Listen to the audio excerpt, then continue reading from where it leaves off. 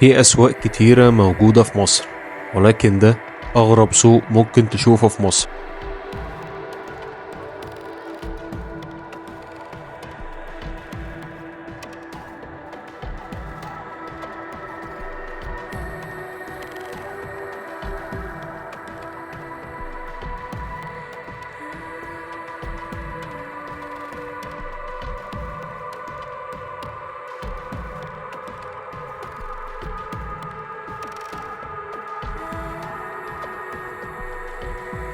ما تنسوش تدعمونا بلايك، ويلا بينا نبدأ الفيديو. جربت تكون في أغرب سوق موجود في مصر؟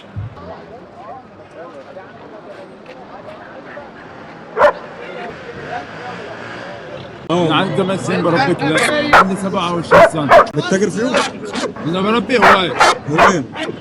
بس لما بتخانق منه بنزل ابيعه. بصراحه ليه؟ يا عم سهل خلاص. لسه اللي قايل لنا بقى يا عم اللي انت عايزه خلاص. اسمه ايه؟ كوكر اسبانيول. بعده الاصل انجلترا، لكن اسبانيول دي لقب على الكلب، هو نوعه كده كوكر اسبانيول. بيتباع بكام ده؟ ده عامل 5000 جنيه، دي حاجه مستورده، حاجه للجواز بس، للجواز بس؟ مش للبيع، مش للبيع. حاجه جايه من بره مستورده. ايوه انجليزي. هو اسمه كوكر اسبانيول نوعه، لكن اسبانيول دي مش بتدل على اسبانيا، أيوة. بتدل على هو نوعه كده. هو نوع كده. ايوه، انما هو اصلا من مدينه يورك في انجلترا.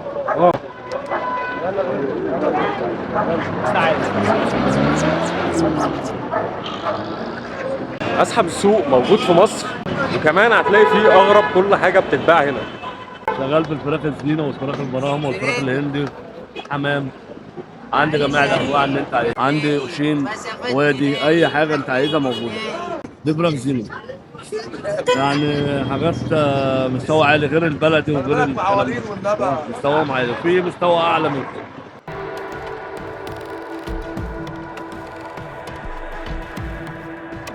واتقابلنا مع التجار الأكبر في السوق.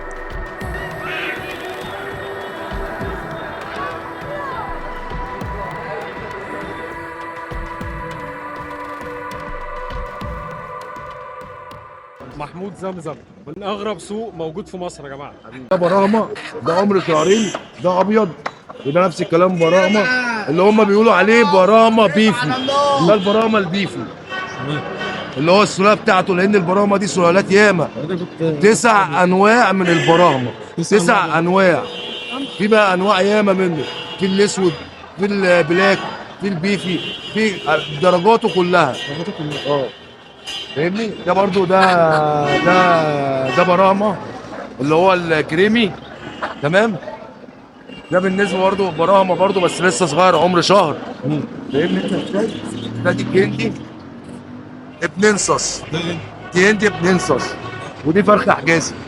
دي فرخه اهي، دي فرخه حجازي. حتى بص الوش بتاعها، بص الوش بتاعها سبحان الله يعني.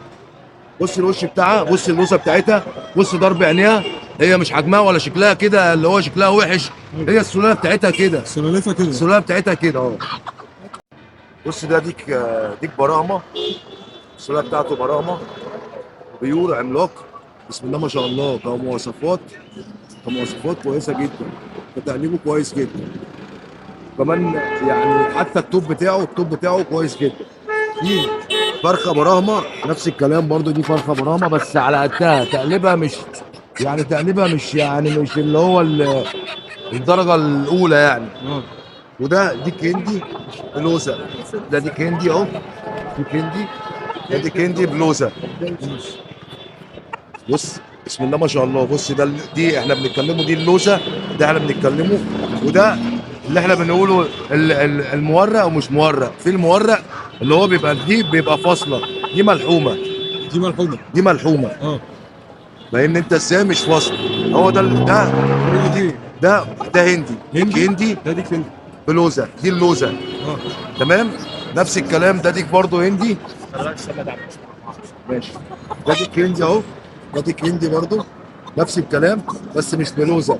ده الفرق ما بين الديك الهندي، ده مورق، تقليبه على قده يعني، التقليب بتاعه برضه يعني مش اللي هو اللي هو البيور واللي هو العالي قوي التقليب بتاعه بيتقل يا ده تقليبه على قده. ده دي فراوله دي لوزه. بص الفرق، بص الفرق ما بين ده وما ده. دي فراوله دي لوزه.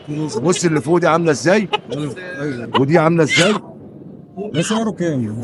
يعني مثلا بيتراوح السعر. بص العمليه دي عامه عمليه اجتهاديه. عمليه اجتهاديه يعني ايه عمليه اجتهاديه؟ يعني حسب ما انت بتعرف تبيعه، وفي نفس الوقت حسب التأليف بتاعه وحسب الجوده بتاعته. لو هو تقليبه عالي طبعا بيفرق في سعر. مثلا بيبتدي من اول 400 جنيه و350 لغايه 1200 جنيه. فاهمني انت ازاي؟ وكده ممكن يضربوا بعض وهيضربوا بعض دلوقتي زي ما انت. طبعا الديك الهندي طبعا ده بيبقى مفترس شويه بتاع مسابقات ومضاربات. في ناس بتستغله في المضاربات. في ناس بتستغل الديوك الهندي في المضاربات، بس يعني بتبقى حرام لان بيتعوروا ويتبهدلوا وبتاع. دي فرخه برضو، دي فرخه هندي بس تقلبها برضو يعني مش اللي هو البيور قوي يعني، برضو على قدها. دي بتعمل حوالي مثلا 350 400 جنيه. فاهمني؟ وده ديك برامه ومستواه عالي جدا برضو. ده بلاك مستواه كويس جدا ولسه شاب صغير، لسه يعتبر بدر. تمام. بالنسبه بقى للدود، بالنسبه ده بقى الدود ده عباره، بص الدود ده سوبر ويرم. ده هو الدود ده بياكلوا العصافير اللي هي الدره السنجبريات. ده بيعتبر زي الفياجرا للعصفور. وفي نسبه البروتين بتاعته عاليه جدا، ممكن تعادل 52% بروتين. يعني ده احسن من البودر بتاع الهند، احسن من الكرياتين بتاع السن. تمام. ده هو بالنسبه للدود ده في نسبه بروتين عاليه جدا جدا جدا جدا. في منه ده الكبير، في منه الصغير. ده بالنسبه للدود الصغير برضو. دود يا جدعان، ده دود اغرب سوق موجود في مصر. ده برضو ورم. ده بالنسبه للعصافير الكوكتيلات. اي عصفور عامه بياكله. ده نسبه بروتين، بالنسبه البروتين بتاعته بتبقى عاليه جدا. كبروتين احنا بنتكلموا كبروتين. ده نسبه البروتين بتاعته عاليه جدا. ده الحجم الميني ورم الصغير خالص. ده اسمه ايه؟ سوبر ورم. تمام. ده حتى بص الحجم ده، من الحجم ده انا بكتب لك. ببص انا بوريك كل حاجه بالتفاصيل عشان لو حد شاف يبقى فاهم. فاهمني؟ ده حجمه بيبقى صغير كده، ده اللي حجمه كبير. تمام. بتاعك ده شراز اسمه ان محمد علي، متخصص في شغله صيد الحيوانات البريه، الصقور والجوم والغربان الكلام من دوت. تمام. ده الحر عادي. في ناس بتحاول هنا، يعني هنا احنا عندنا الحمد لله رب العالمين في ناس بتحاول تهجن الامري ده مع الامري التاني الابيض، فبيطلعوا سلالات منه. بس طبعا بياخدوا وقت عقبال ما بيغيروا دمه وبتاعه وكلام من ده. تمام. ده بالنسبه للسلطاني. بص ده سلطاني بلحيه. ده سلطاني بلحيه. بلحيه. بص الدقن بتاعته عامله ازاي. بص الورد هنا اللي في ودانه. بص القصه اللي فوق. بص السراويل. تمام. ده سلطاني. ده منشأ سعودي. منشأ بتاعه سعودي. وطبعا ده حمام. طبعا ده مسافات. ده حمام بقى بتاع الجمعيات اللي هو الساجن والرمايه والكلام من ده والرمايه. ده بتاع الرمايه؟ ايوه ده بتاع الرمايه بتاع زمان. ده بتاع الرمايه. لغايه ما ممكن تسفره لغايه اسوان وترميه. اسوان والسلوم والحتت دي. يجي اسكندريه يبقى شغل رميات. تمام. ده بالنسبه للحمام الزاجل. تمام. بس على تدريب. مش كده، مش عشوائي. ايوه. على تدريب ومجهود، وليه ورق وليه دفاتر وليه كل حاجه. لا والله كل حاجه. ده حمام غيه. ده بيتسمى احمر. وده استرالي برقبه حمراء. وده شقلباص. وده استرالي بغدادلي يعني، بس مش بغدادلي في بغدادليات بقى بيبقى وشها مليان وبتاع. فاهمني انت ازاي؟ ده استرالي عادي. ده انواع الحمام. حلوين برضه يعني. كويسين. الاحمر ده كويس جدا، مستواه كويس جدا. ده ديك هندي. بس بص بلوسه. بس احنا كنا بنتكلموا عن شغله التوريق اللي هو التوريق اللي في الوش ده. بص ده مورق ازاي. ده مهجن. ده هجين. بص التوريق ده اللي احنا كنا بنتكلمه فاهمني بالنسبه للتوريق دوت.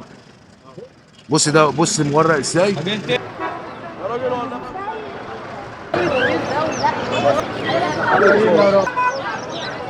طبعا ثانية في فلل وفي انصص وفي استرالي وفي رمبوهات. ده الاسترالي؟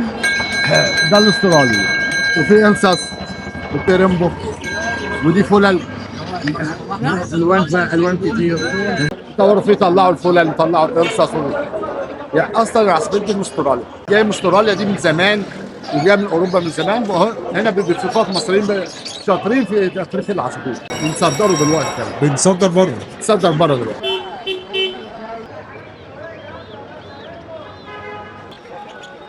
ده ماينا بيتكلم، ده بيتكلم بره، بيتكلم. ده بيتكلم الصغير؟ برده ده بيتكلم؟ لا والله. الغراب ممكن تدربه على كل حاجه، ممكن تدربه انه يتكلم، لا ممكن تخليه يجيب لك حاجه يوديها لك. اذكى انواع الطيور الغراب. الغربان. اذكى انواع بعديه الماينا ده، بعديه البغبغانات. الجو عامل قلب. عديد بغبغانات. بعديه البغبغانات اللي هي البغبغان الافريقي اللي هو الزنجباري، الكاسكو، اللي هو المكاو، الامازون. بص حضرتك، في كوكتيل لاتيني، في استراليات درجات، تمام، وفي زبرة. في الزبرة؟ انا عامة الحمد لله يعني مش هو ده، عندي حاجات ياما قوي في البيت، جميع الطيور عندي الحمد لله. الحمد لله غاوي فاهم، وبحب كل حاجة طيور وحيوانات، فالتشكيلة دي كده يعني من عندي. بس بص فاهم، في حاجة اسمها ينصص. لا بص حضرتك، ده انتاج مصري، الشغل ده كله تفريخ مصري. كل ده تفريخ مصري. احنا دلوقتي بنصدره فاهم، بتطلع حاجات من دي بتطلع تصدير. لا والله. والله. تصدر فين؟ حسب، بيطلع العراق، مثلا الكويت، السودان، فاهم. دول عاملين 1000 ونص. هنا في حاجات تانية بقى بتيجي تصدير، حاجة اسمها رسالة، يعني في الكوكتيلات دي انواع طفرات فاهم، بتيجي رسالة من بره. الوقت اللي احنا فيه ده وقت التصدير عامة حاليا يعني. يعني بيلموا فاهم، عشان كده تلاقي الطير سعره غالي. هنا في اسكندريه في سوق الجمعه هتلاقي كل حاجه بتتباع هنا. ظروف التصوير كانت صعبة، وفي ناس كتير كانت رافضة التصوير.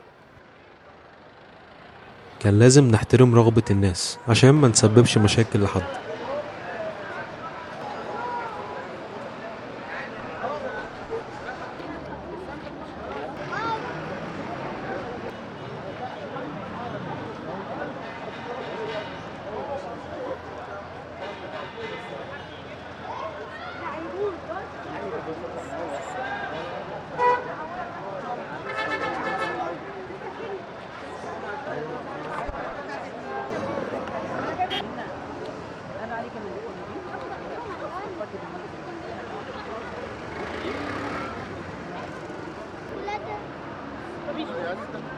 ده بكنيز عم شهروس بنوته، وعندي حته بكين ورا هنا. امسك بقى انت القطه بتاعتك اهي. كام ده؟ ده عمل 2 ونص يا باشا. ده 2 ونص؟ ودي 1 ونص زي ما انت شايف كده. وعندنا حاجات تانية برضه مستورات، عندي كمبيوتر كده بقول حاجات كله مستورد كله. لا بيجي بص، بيجي من بره، ده بيجي من ايطاليا، من المانيا، من اوكرانيا. انا ماسك مزرعه. لا والله. ماسك مزرعه كده الحمد لله بفضل بتاعي، وعندي شغل بفرق شغل في اساسا الكلب ده جاي من ليبيا. ده جاي من ده جاي من ليبيا ده. بصدر شغل بره برضه، بطلع بره. بطلع بره. لا انا بطلع برضه حسب، يعني مثلا طلع في شغل بطلعه من ليبيا، خد بالك انت، حسب الشغل. يعني الحمد لله يعني سمعتنا برضه كويسه بفضل الله سبحانه وتعالى. وحمو السعيد الدنيا كلها عارفاه، وبتجي له ناس من بره، في ليبيين بتجيلنا وكده، والسعوديين بيجوا بالتليفون علينا، بيجوا يقعدوا معانا، بيجي على السلاكه دي. انسى السلاكه دي، السلاكه دي بتكلم على السلاكه دي. هي دي السلاكه. ايوه، عشان كل دوت مستورد وحاجات بتاعت بره. 80 خش عليا. اوعى. اسمك ايه بقى؟ اسمع عمر. اسمك عمر؟ منين عمر؟ الملاحة. الملاحة زميلة. احنا نسأل علينا تعالى.